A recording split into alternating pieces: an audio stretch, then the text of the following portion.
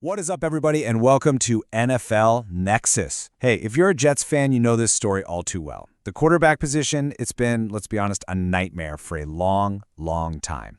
And as we look ahead to the 2026 season, guess what? The team is right back at that same old crossroads. But here's the thing. This time, it might actually be different. Based on some really deep reporting that's coming out, a very clear two-part plan is starting to take shape. This isn't just wishful thinking, it's a blueprint that could, finally, bring some real stability to the most important position in all of sports. And we're going to break it all down today. All right, so here's how we're going to tackle this. First, we got to set the stage and look at this crisis, why it feels so familiar and exactly why last year's roster just completely fell apart.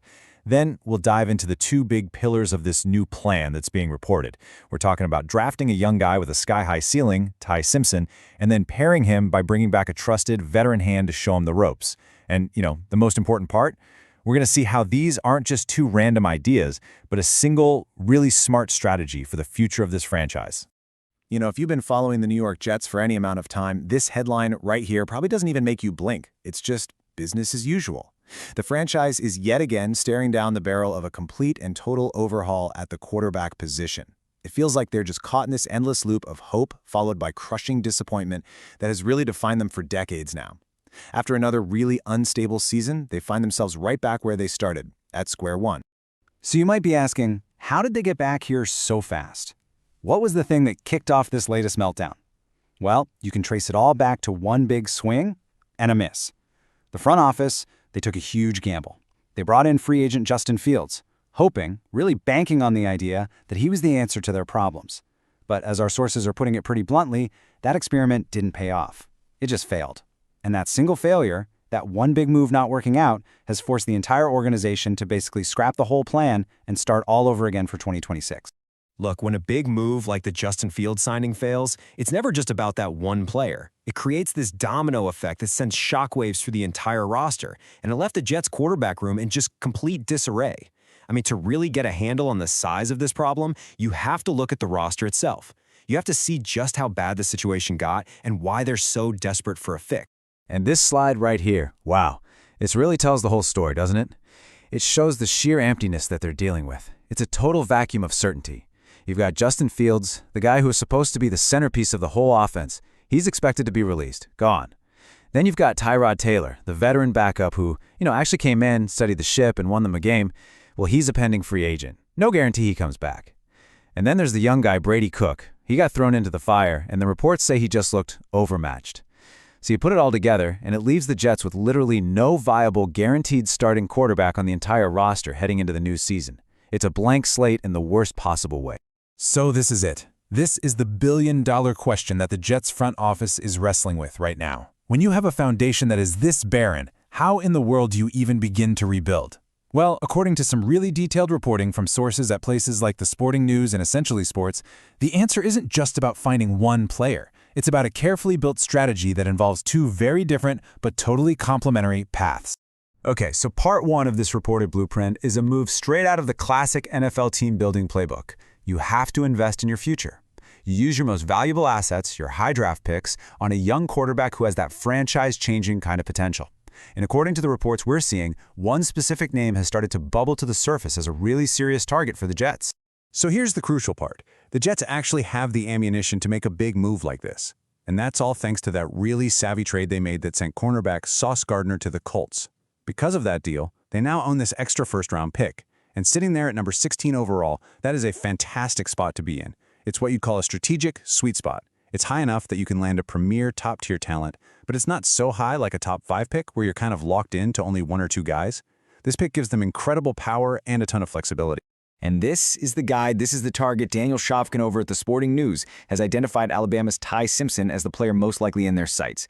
Now pay attention to the key phrase in his report, flashed NFL talent. That's so important. Because yes, Simpson had a bit of a rocky finish to his one and only season as a starter, but those moments, those flashes of truly elite top-level ability, that's exactly the kind of stuff that keeps a player's name high on NFL draft boards, even if the consistency isn't quite there yet.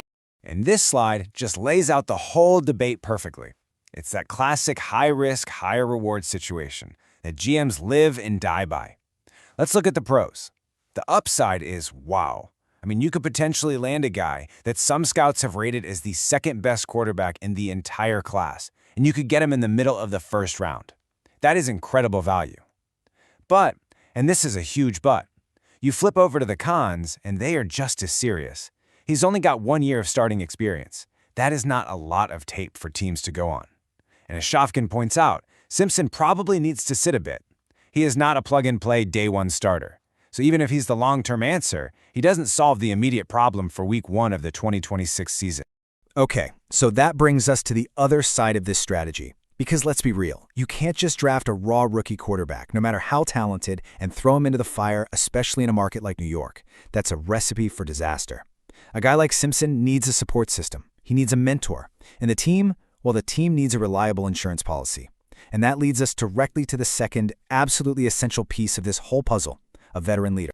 And this is where a familiar face comes right back into the picture. According to a really detailed report from Tony Pauline at Essentially Sports, the Jets are not being shy about their intentions. They are making it crystal clear. They want a reunion with their own free agent, Tyrod Taylor. Pauline's reporting is super specific here. He says the team has let it be known that they want him back in that similar role that he handled so well for them last year. They know what he brings to the table. And when you look back at what he did for them in 2025, it's so easy to see why they want him back. In the 4 games he started, the report says he played reasonably well, which, for a team that has been so desperate for just basic competence at that position, is basically high praise. He was steady, he was a total professional, and let's not forget, he orchestrated one of the team's only 3 wins all season long against the Falcons. This isn't just about him being a guy they know. It's about a proven track record of professionalism and delivering under pressure. But here's the catch. Bringing him back is not going to be a walk in the park. Pauline's report comes with a really critical warning sign. He says that those close to the situation believe it will be tough to re-sign him. And that makes perfect sense, right? A reliable veteran quarterback who can step in and win you games is one of the most valuable things in the entire NFL. So Tyrod Taylor is going to have a very competitive market. Other teams will want him, and that means if the Jets really want their guy, they're probably going to have to overpay to get. All right, so now we have the 2 main components on the table. The high-ceiling rookie, Ty Simpson, and the steady, reliable veteran, Tyrod Taylor. Now, it's really easy to look at this and see them as competing options, an either-or choice. But the biggest takeaway, the key insight from all the reporting, is that this is not a choice at all. These are 2 halves of a single, comprehensive plan designed to fix the quarterback room, not just for now, but for the future as well. In this right here, this is the blueprint. It lays it out perfectly. It's a clear, simple 2-step process. Step 1, you take that valuable pick you got from the Colts and you invest in your future. You draft a high upside talent like Ty Simpson. Then, step 2, you secure your present. You open up the checkbook, you pay what it takes to bring back Tyrod Taylor to be your opening day starter, your ultimate safety net, and most importantly, the perfect mentor to guide that rookie. This table just clarifies the entire vision perfectly. What makes this plan so smart and so appealing is that it gets rid of the ambiguity, the constant questions that have just plagued the Jets for years and years. Everyone's role is crystal clear. Tyrod Taylor's primary role is the bridge starter and the mentor. He's not being asked to be the long-term savior. Meanwhile, Ty Simpson's primary role is the future starter, but his first year is spent as an apprentice, learning from the sideline. This structure gives the veteran security, it allows the rookie to develop without all that crushing pressure, and it finally gives the entire organization a clear, logical path forward. So, what you should really take away from all this is that the Jets, for maybe the first time in a long time, appear to have a clear, logical, and really well-sourced strategy in front of them. It addresses their immediate needs for 2026 while also building for the future. But this all leads us to one final provocative question. On paper, this plan looks like the perfect solution to a problem that has haunted this franchise for decades. Is this finally the answer? Or will this plan just become another chapter of what if in the Jets' long, painful search for a franchise quarterback? Only time will tell. Hey, let me know what you think down in the comments. Is this the right move? And before you go, don't forget to hit that subscribe button and like the video if you enjoyed this breakdown. It really helps the channel out. Also, quick shout out, if you're looking for something fun for the kids or even for yourself, check out our coloring books. The link is in the description. Thanks for watching NFL Nexus. We'll see you next time.